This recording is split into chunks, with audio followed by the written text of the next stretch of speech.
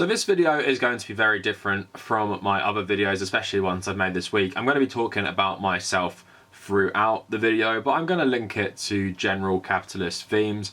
So as of today, I am no longer employed. The sad thing is, this is my choice to resign, but it wasn't really a choice when I talk about the toxic conditions, which I think are totally enabled by capitalism and really exacerbated by the pandemic everyone is experiencing at the moment. And to show how strongly I felt about the situation, why would I want to resign my job during the worst pandemic in 100 years in terms of its global reach, during what is set to be an awful recession in this country, the UK. I think that just says a lot about how strongly I felt about all this stuff. So yes, currently looking for a new job, but the silver lining is I'm going to be doing YouTube full time. So what I'm hoping this is going to look like is that I'm going to have a video Monday, Wednesday and Friday, but I'm going to live stream on Tuesday and Thursday. And more now than ever, I guess I need a bit more financial support. So if you want to support my work, I would appreciate if you like and share the video. Maybe check out my Patreon in the description. Please come and join my subreddit r/Kavernacle and my Discord as well. All that good stuff is in the description. So to really get into all the nuances of this whole issue I've been having with my job, I'm going to take a broad overview. So I graduated with a master's degree in international relations in December 2018. I actually had my first interview for a job in November 2018, but I hadn't graduated yet. And then throughout 2019, I was just interviewing for lots of jobs. I got to the final stages of so many, but the job hunting process really breaks you down. I don't take my self-worth from jobs or work or anything, so I can tell it's just a numbers game. I didn't take it personally, but when you get so far, especially at jobs you like I nearly got a job working for Russia Today, and I know people might get a bit funny about that, but for me, I was super honest about my politics and they didn't care. I showed them my YouTube in my CV and they liked it. And that's a place I wanted to work where I could, be myself. Whereas in a lot of jobs, you got to hide what you actually believe and they're not going to hire you. But after nearly a year of doing this process, it really stressed me out, thinking like you're never going to get a job. And even with all your qualifications and how well you interview, how far you get in these processes, you're still not being hired. And I think that contributed to me having really bad neurological issues. So in September 2019, I had some sort of migraine seizures. It was really weird. Basically, I had a massive headache and then the whole side of my face went numb. And then since then I developed visual snow, which is super depressing. And I've developed weird neurological symptoms. I'm pretty sure, even though it hasn't been diagnosed, I've some central nervous system damage or something like that from the initial attack or whatever it was. But what I found out throughout the year, what makes it worse is a lack of sleep and lots of stress. And these health issues are something to keep in mind as we go further. So I eventually got hired being a pharmaceutical journalist. Now that might seem quite boring, but I actually really like the work because you're covering an industry that is so vital. Of course, this correlated with the coronavirus pandemic beginning in January, I guess, for everyone. Because I started writing about it at work in January saying mysterious virus in Wuhan, China, and then look what's happened now. But then yeah, I would work and it would be okay on the surface. The pay was rubbish. I was getting 21,000 a year. Again, I have a master's degree and something that's not totally worthless to employees. I had to do statistics and I had to do maths and analysis, quantitative and qualitative analysis. So I had a lot of skills from that, and obviously it's a higher level education, but I had to settle for this pay that was extremely low. What makes this even worse and helped radicalise me against capitalism is that my train fare was £13 every single day. So basically by the end of the week, when you have things like buying maybe lunch or snacks at work on top of your train fare, that's basically a whole day of your salary. Not to mention I was getting up at 6 AM every single day and getting home at 7 PM. So obviously it destroyed a lot of my sleep pattern, which I needed for my health, and also made me a lot more stressed and ruined my life in a lot of ways because I didn't have time to do things. It was really hard to balance doing YouTube and football and all that stuff on top of everything. But you guys might be thinking that sounds like a pretty typical job. You might hate capitalism because of the 9-to-5 grind, paying for these extortionate privatized trains. But let's get into the treatment. So I didn't realize how much stuff was not illegal before I worked here. So basically you can give someone minimum holiday days, and while you also make them take part of those minimum holiday days for Christmas, which obviously not everyone celebrates because in this country especially it's multi-faith, lots of different religions and cultures who don't celebrate Christmas. And then you actually have to take holiday days to go to the doctors. And obviously for me, that's a big stress point because I had to go to the doctors quite a bit. On top of that, the boss was really suspicious of me going to the doctors, like I didn't want to do work or anything like that. So that was one thing. It was already putting stress on my health. And again, in this capitalist system, especially under the Tory government, my rights as a worker are not very good. The boss holds all the rights, and in this company, my boss also owned the company. There's no HR, there's no nothing. And again, I didn't realise that was even a thing. But this is what has radicalised me so much against capitalism and why I hate it so much. But that's just in a normal sort of work environment there. It's just a normal year. Then the coronavirus pandemic struck. And we kept going in the office until literally the last day. Luckily for me, I had jury duty, so I didn't go in. But from how I heard things, people had to have a massive argument with the boss to let them work from home. This was in March. But thankfully back then, everyone was so scared of the virus that even my boss took it seriously and then made people work from home. But then what happened, within about a month from working from home, she got us on a Zoom call saying she was going to review it every week to see if we can go back in the office.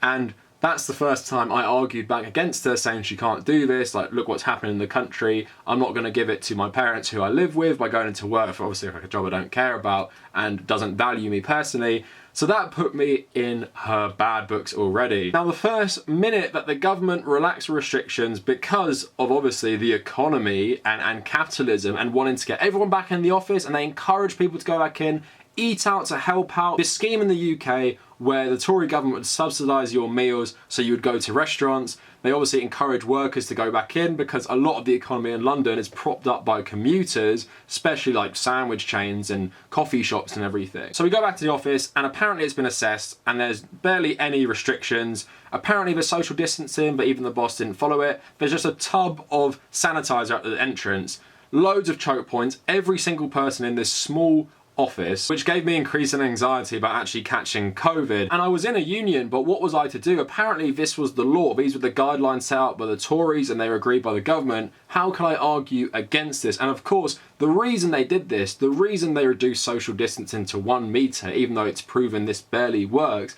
the reason they did that is to get the economy back on track. Mainly, you know, money for them and their investors and everyone they're connected to, because they care primarily about getting the economy going. The economy that doesn't even work for us. The economy where I spend a day's wages actually commuting to an office. An economy where most people are sleep deprived, have to forsake their physical and mental health to go to an office where the people who pays their salary don't actually care about their health in the slightest and will make their jobs hell. So it was summer, so I pinched my nose and I stuck with it until cases started getting worse and worse and worse. And then what actually happened is one weekend I felt awful. I felt really, really sick and I thought I had COVID. Really bad cough, really bad fatigue. I was really sweaty and hot and everything. So then I went and got a COVID test on the Monday morning and said I wouldn't be in. And then I came back on the Tuesday afternoon and had a negative test, thankfully.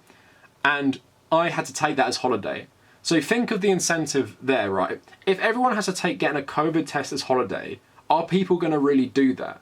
And again, where is my protection as a worker? I don't have any there. I have no, remit or anything to go to them and say, you can't do this, apart from actually arguing with the person who pays my salary. And again, remember, I'm already in the bad book, so that really pissed me off. But again, we don't have social distancing in the office. So what happened is nearly everyone caught my cough. So we had a whole office of people coughing, and I guess the only way they felt okay about that is because I had a negative test. But how do you know all these people have the same one as me? But the government at this point had already said, if you can work from home, you must work from home. But again, this wasn't laws, there was no regulation. So my boss was just like, I'll ignore that and you'll all come in and there'll be no social distancing measures, there'll be no screens, no one will wear masks in the office and everything like that. But then the lockdown was announced. So I'm like, surely she can't ignore that as well.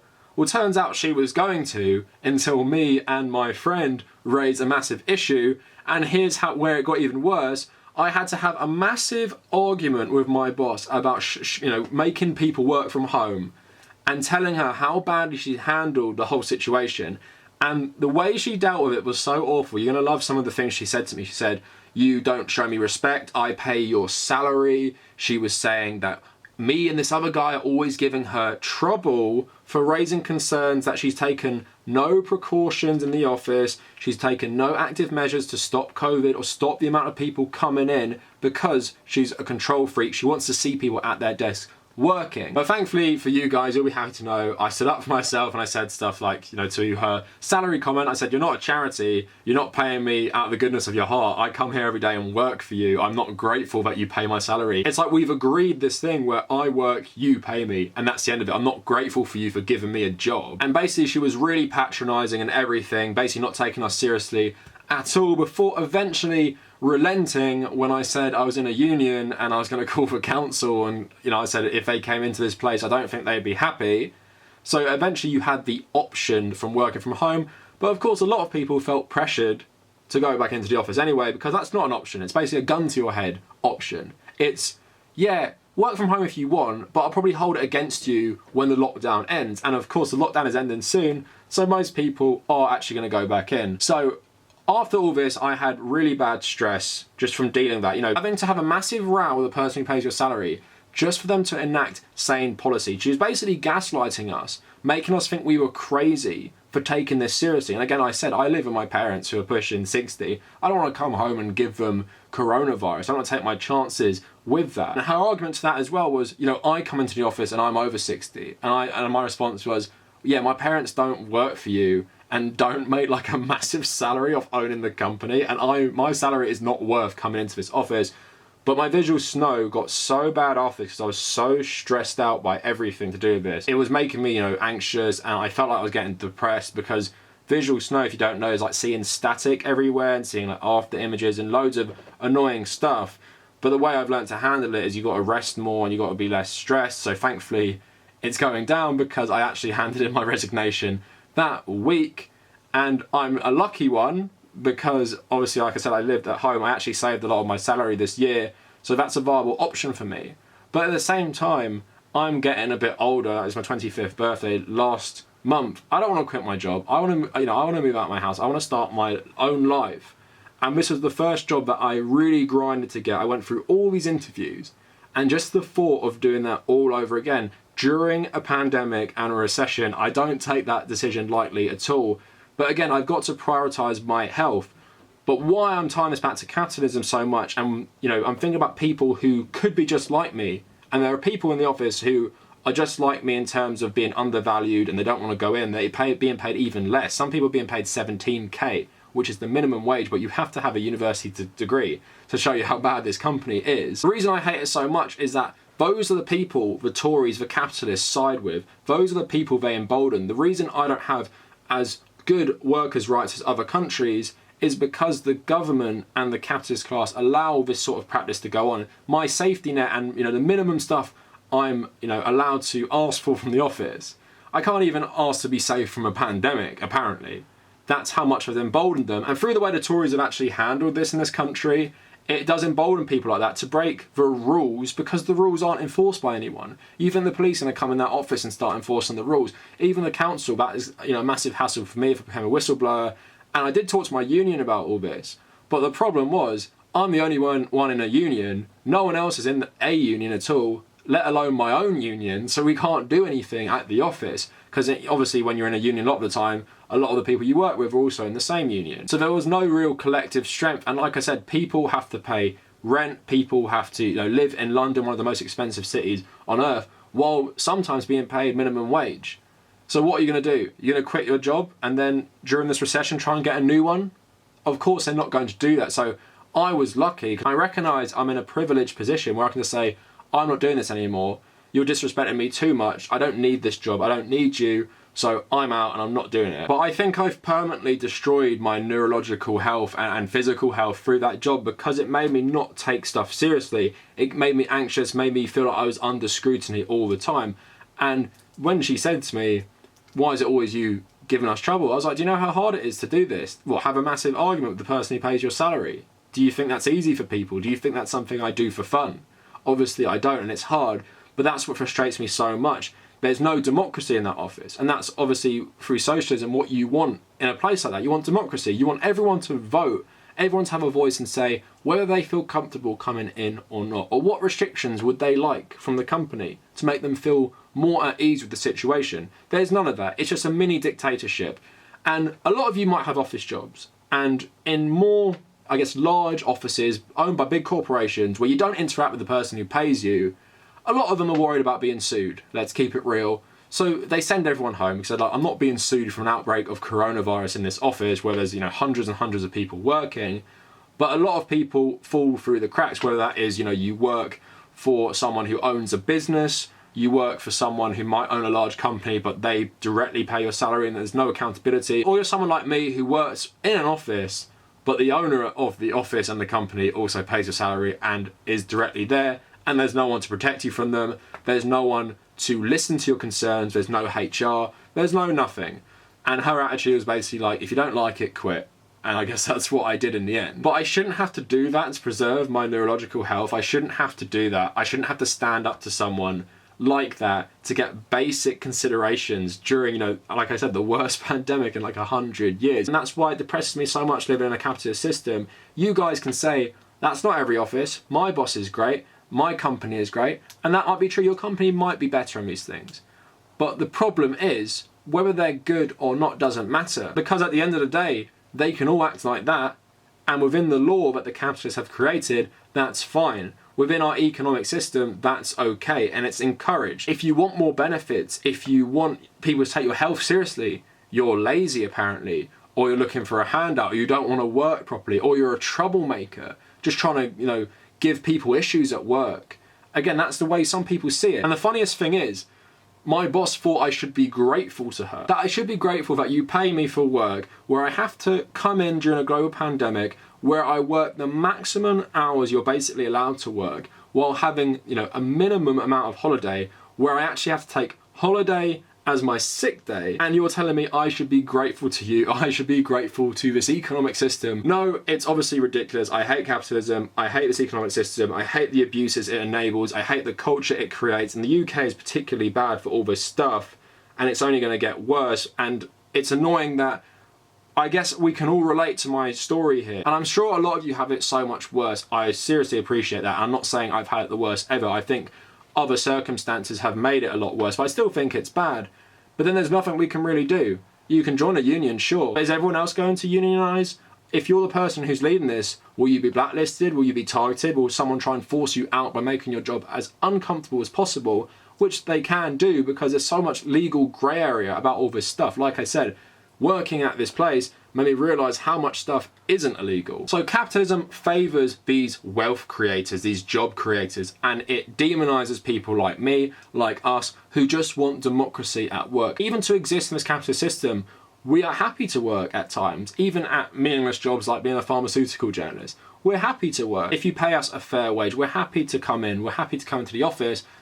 We just want democracy in the workplace. At least. While owning the means of production is nice and everything, I just want, to vote with my colleagues about how we should deal with a pandemic, not have some dictator essentially tell me, if you don't come in, I'm not paying you and you're going to be out. But if you made it this far, thank you for listening to this rant. Sorry if you went off topic a couple of times, but hopefully you do not have stories like this. But if you do, leave them in the comments. I'm going to be taking YouTube more seriously, probably try and do it full-time or treat it as a full-time job for the next couple of months. So stick around for that. Join the Discord, join the subreddit to not miss anything. If you want to support my work, please look at my Patreon, also in the description. And if you want to check out my social medias, at the Kavernacle on Twitter and Instagram. And if you made it this far, thank you for watching.